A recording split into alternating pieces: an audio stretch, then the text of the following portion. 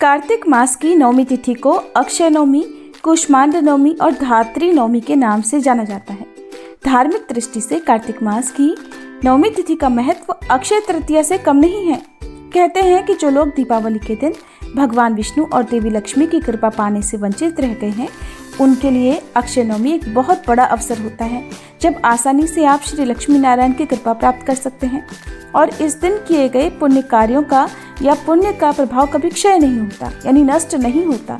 इसलिए आज के दिन आप दीपदान करने के अलावा अपनी सामर्थ्य के अनुसार कुछ न कुछ दान करें। कोई भी शुभ काम कर सकते हैं, नए काम की शुरुआत कर सकते हैं।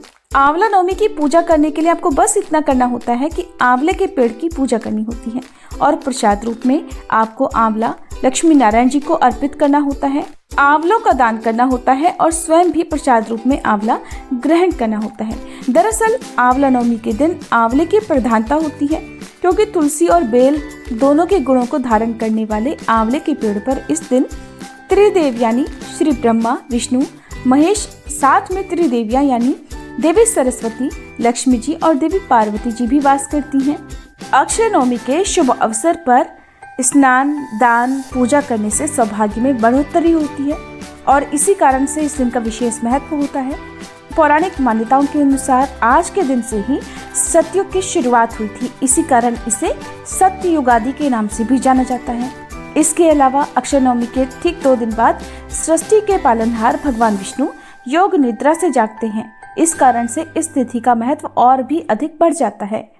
स्वास्थ्य की दृष्टि से अगर देखा जाए तो आंवले के फल में पोषक तत्वों का भंडार रहता है। आंवले के नियमित सेवन से शरीर में किसी भी तरह की बीमारी जल्दी से प्रवेश नहीं कर पाती है। आंवले के पेड़ में जहां भगवान विष्णु वास करते हैं, वहीं दूसरी तरफ आंवले के पेड़ की छाया में भोजन पकाकर खाने और आंवले के सेवन से शरीर और मन दोनों ही ठीक रहता है। इस बार साल 2024 में 10 नवंबर रविवार के दिन आंवला नवमी है। रविवार का दिन होने के कारण बहुत से लोगों के मन में ये असमंजस है कि क्या इस दिन आंवले के पेड़ की पूजा की जा सकती है या फिर आंवले का सेवन किया जा सकता है। तो देखिए, क्योंकि अक्षय नवमी तिथि आंवले के वृक्ष को ही समर्पित मानी जाती है।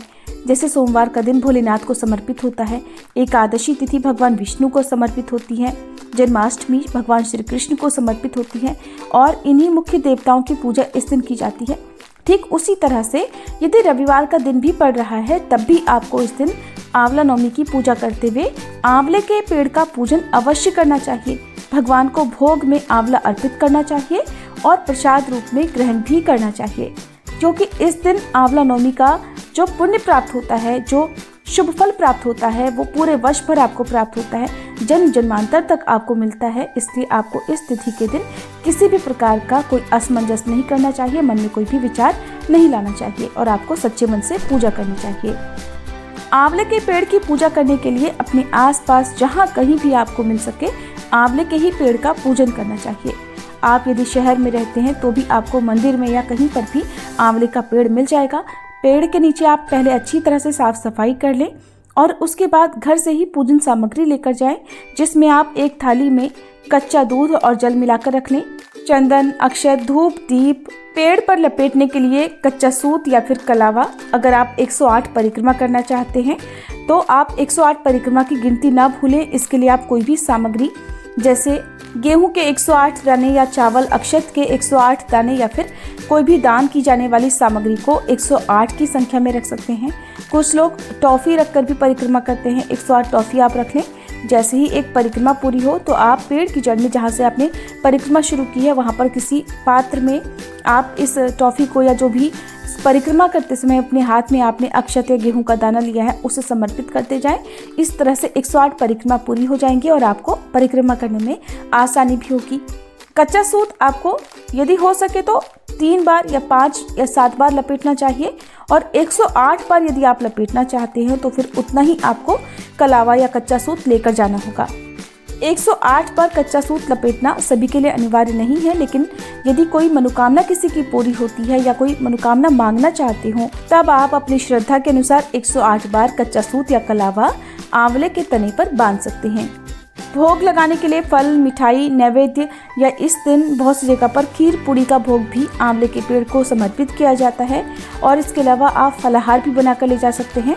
पेड़ का पूजन करने के बाद वहीं छाया में बैठकर, पेड़ के नीचे ही बैठकर प्रसाद रूप में जो फलाहार है वो आप ग्रहण कर सकते हैं, या आंवले का सेवन कर सकते हैं। जो भोग आपने फल मिठाई के रूप में अर्पित किया है उसे भी आप ग्रहण कर सकते हैं, क्योंकि आंवले के पेड़ की छाया में बैठकर यदि भोजन किया जाए या फलाहार या कुछ भी सात्विक चीज़ों का सेवन किया जाए तो उसका भी बहुत पुण्य मिलता है। सबसे पहले आप आंवले के पेड़ की जड़ में कच्चा दूध और जल मिलाकर डालें। काले तिल समर्पित करें यदि है तो, नहीं तो आप केवल पुष्प अर्पित करें, और ओम धात्रे नमः या ओम नमो भगवते वासुदेवाय नमः इस मंत्र का जाप करते हुए पूजन सामग्री अर्पित करें। अब आंवले के तने को स्पर्श करके तिलक लगाएं, धूप दीप जलाकर रखें। पूर्व दिशा की ओर मुंह करके आपको ये पूजा करनी है। पूजा करते समय ओम धात्रे नमः इस मंत्र का ही आपको जाप लगातार करना है। धूप दीप जलाकर पेड़ की आरती उतारें और उसके बाद पेड़ में वास करने वाले सभी त्रिदेवों और त्रिदेवियों को प्रणाम करें। अब ओम धात्रे नमः इसी मंत्र का जाप करते करते आपको पेड़ की कम से कम 3 बार परिक्रमा करनी है। 3, 5, 7, 11, 21 या 108 बार, जैसी भी आपकी इच्छा हो उतनी आप परिक्रमा कर सकते हैं। परिक्रमा पूरी करने के बाद पेड़ को एक बार फिर से प्रणाम करें और जो भी फल मिठाई नैवेद्य आपने पेड़ को समर्पित करना है वो आंवले के पेड़ की जड़ में आप किसी दोने में या किसी पात्र में रखकर, मिट्टी के बर्तन में रखकर भी पेड़ की जड़ में समर्पित कर सकते हैं। और आंवले के वृक्ष में वास करने वाले सभी देवी देवताओं से इस भोग को स्वीकार करने का आग्रह जरूर करें। साथ में आप थोड़ा सा जल भी पेड़ की जड़ में रख कर आ सकते हैं। मिट्टी के कुल्हड़ में भी आप ये जल रख सकते हैं। पूजा करने के साथ ही कुछ दक्षिणा भी पेड़ की जड़ में रखें और इसका दान आप किसी भी योग्य व्यक्ति को दे सकते हैं। आज के दिन आंवले का दान जरूर करना चाहिए। ऊनी वस्त्रों का दान आप कर सकते हैं, क्योंकि इस दिन किए गए दान का जन्म जन्मांतर तक पुण्य प्राप्त होता है। अपने साथ आप जो भी स्वयं ग्रहण करने के लिए फल मिठाई या फिर फलाहार लेकर गए हैं उसका थोड़ा सा सेवन आपको वहीं पेड़ की छाया में बैठकर करना चाहिए। परिवार के सदस्यों को भी हो सके तो पेड़ की छाया में बैठकर ही कुछ न कुछ खाने की चीजों का सेवन करना चाहिए। ऐसा करने से एक तो तन और मन स्वस्थ रहता है और भगवान की असीम कृपा भी प्राप्त होती है। इस दिन आंवले का ही दीपदान भी किया जाता है, जिसमें 3, 5 या 7 आंवलों को ऊपर से थोड़ा सा गड्ढा करके कट करके उसमें गोल बाती रखी जाती है। घी की बाती आपको जलानी चाहिए यदि घी है तो, नहीं तो आप तिल के तेल का प्रयोग भी कर सकते हैं। और इन आंवलों का दीपदान आपको करना होता है। मंदिर में एक दिया आंवले का आप रखें और आसपास जो भी पवित्र वृक्ष हैं वहां पर भी आप दीपदान कर सकते हैं। तुलसी जी के पौधे में भी आंवले का दीपदान किया जा सकता है।